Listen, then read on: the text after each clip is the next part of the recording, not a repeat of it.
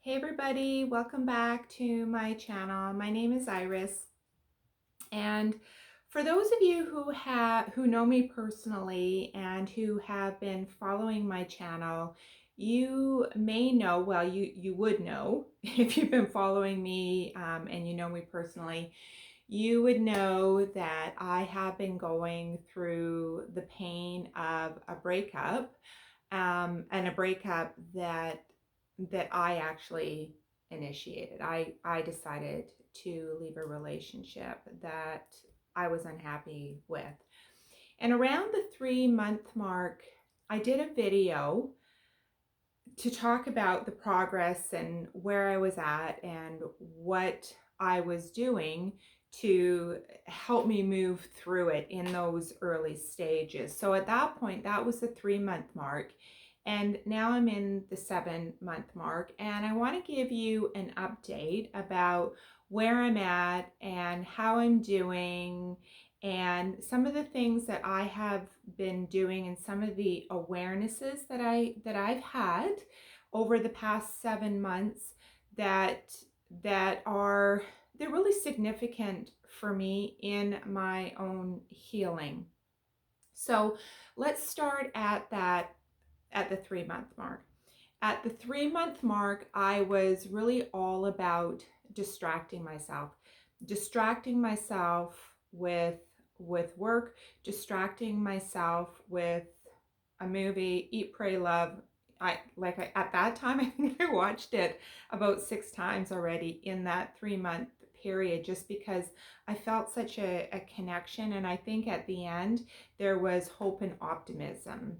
And there was at that time, because the breakup was so new, I think that the hope and optimism was that at the end of my healing that there would be a new love that wasn't that old love for me, even though there was a part of me that at that time really wanted to get back together with the person that I left. Yet there was a part of me that was still in this phase of feeling okay, I feel a sense of freedom by having been out of the relationship. So at that 3 month mark, I was very much about distraction. But for me, I could only distract myself so much. Eventually, I think people do one of two things. People either go inward and do some work on themselves, or they go outward and try and replace what they lost. I knew for me that I wasn't going to be that person that had the ability and the capacity at this point in my life to be able to go outward and try and replace that love and what I felt I was missing. So I decided to go inward. So from that 3 month mark to the 7 month mark, I'm in month 7 now. And I have had waves of emotion. They go like this. And sometimes I swear they're like spikes, and I feel like I'm going half out of my mind because I miss what I had so much that it keeps me longing for what was. And my reality is that I left, so what wasn't working for me.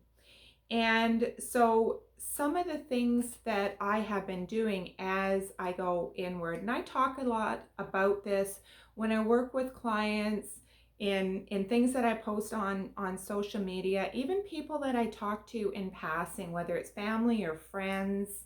I say, like, I ask them when they're having trouble in their life, and even when they're not having trouble in their lives, but more often than not, it's when they're having trouble in their life, whether you're having trouble figuring something out, whether it's a financial issue, like whatever it is, if it's something in your business, I always ask, like, are you meditating? And the reason I ask that is because we have this tendency to look outside of ourselves for the answers instead of inside for the answers. And that's what I have been doing from, even before month 3 and to where I am now. The only difference is that I meditate longer. I meditate for an hour every morning, and you might think, holy cow, where do you find an hour to meditate? Well, for me, what works for me, it's not going to work for everybody, but what works for me is I set my alarm for 5 o'clock in the morning. I do my hour of meditation, then I get up and I go do my workout and start my day. That works for me. That's not going to work for everybody, but that's what I have been doing.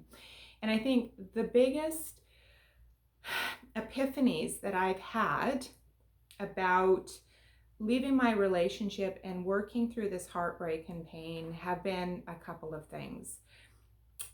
In the early months of me leaving the relationship, I wanted to make the reason for me leaving and the reason for my unhappiness within the relationship, I wanted to make it about him.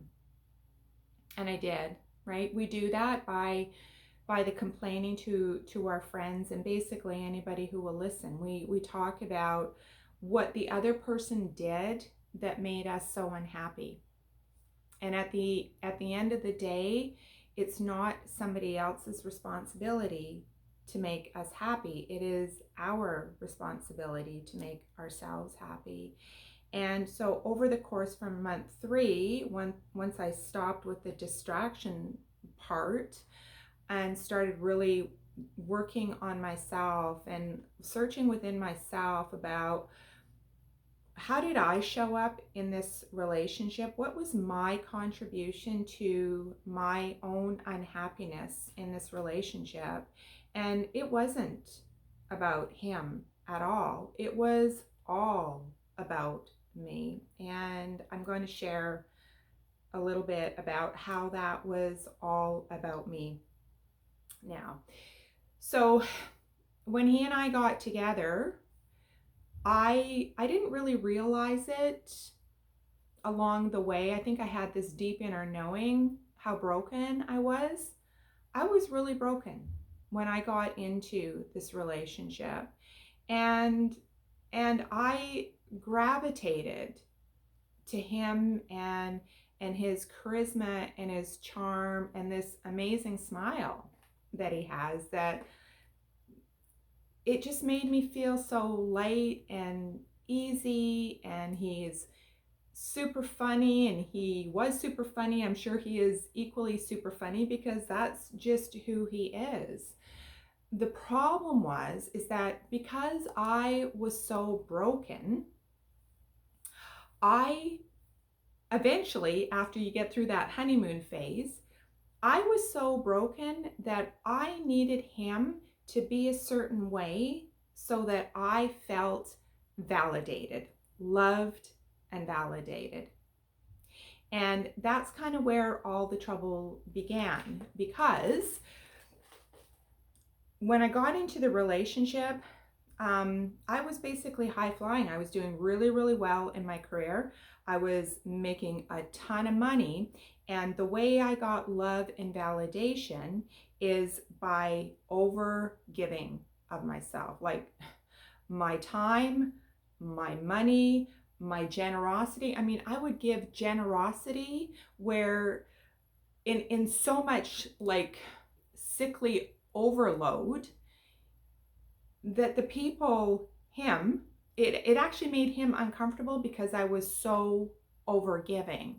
And as I'm telling you these things, it's not, I'm not beating myself up for what I didn't know I was doing at the time. This is all stuff that surfaces to the top that allows me to have a look at it so that I can do something different moving forward, because that has been a pattern. It has been a thread in every single relationship that I've had, is that I used to think that by giving so much of myself then that would be reciprocated back to me in terms of being validated and being loved and feeling significant and feeling like I was somebody. And I heard myself say quite often in my relationship, I just want to be somebody. I just want to be somebody. And he would say to me, you already are somebody. And that, when he would say that to me, it didn't actually, like, I heard it, but I didn't hear really what it meant. And really what he was saying to me is, you're already worthy. You're already good enough. You are lovable. And I believe in his own way, he showed me love the way he showed me love. So those are some really big awarenesses that I had about myself and how I showed up in the relationship that contributed to my unhappiness. Now, that wasn't the whole big picture of it. The bigger piece of that puzzle is that I was so unhappy, not just in the relationship and not broken coming into the relationship. I was broken. I hadn't done any of my own inner work to heal my own love wounds from previous relationships. So I just brought all that baggage with me. It's like, I brought my suitcases with me, literally and figuratively, of all of the baggage that I was carrying along with him. And then I was looking for him to fix all of that. And I forgive myself for that, because I think that a lot of you could probably relate to various components of this story. And apply it to your own situation, because I think a lot of us do that. We're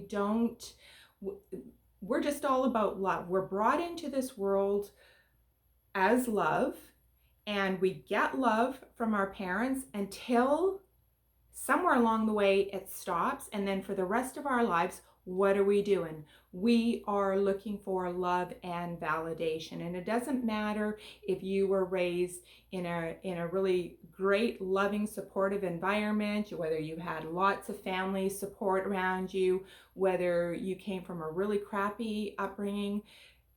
The human condition is such is that we are always looking for that love and connection. And here's the biggest epiphany that I've had, and the biggest awareness that I've had, is that this whole self-love, self-care movement, when you say love yourself, it sounds so superficial, and it just kind of rolls off the tongue in the personal development forums and on social media, and we hear it, but we don't integrate it into our being. And this is the other piece that I have really been starting to focus on more and more. I've always done it to a level, but never really fully embracing who I am as a human being, and really putting myself and really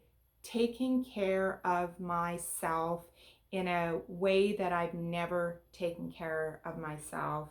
A commitment to my health, and commitment which includes being physical and working out. That's something that I've always done. I've done it since I was a teenager, but I haven't ever been consistent as what I would like to be. So now I'm making that more of a consistent thing.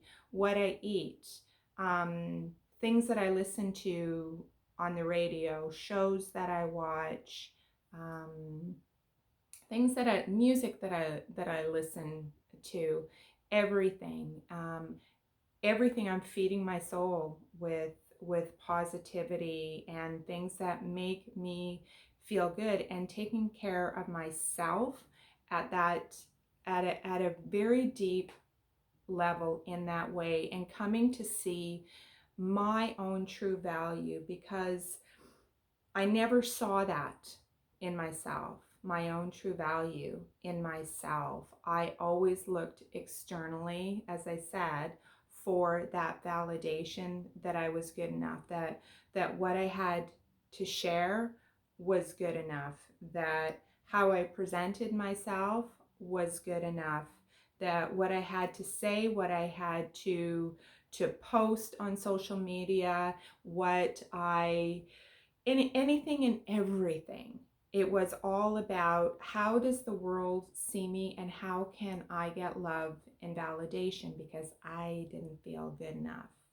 And my sister always saw something in me. We lost our sister earlier this year, so that's really sad. But she said to me,